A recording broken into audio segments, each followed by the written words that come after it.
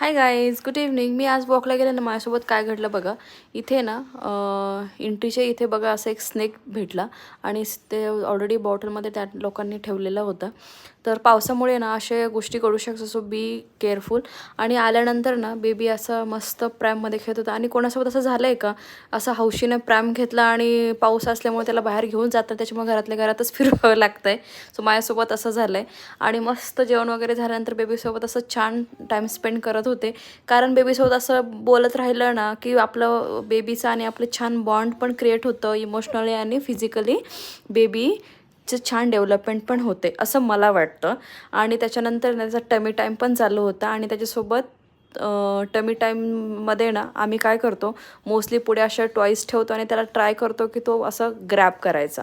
So असं वेगळं वेगळं काही ना काही चालू असतं. सो चलो बाय बाय, सी यू, भेटू नेक्स्ट व्लॉगमध्ये. तोपर्यंत टेक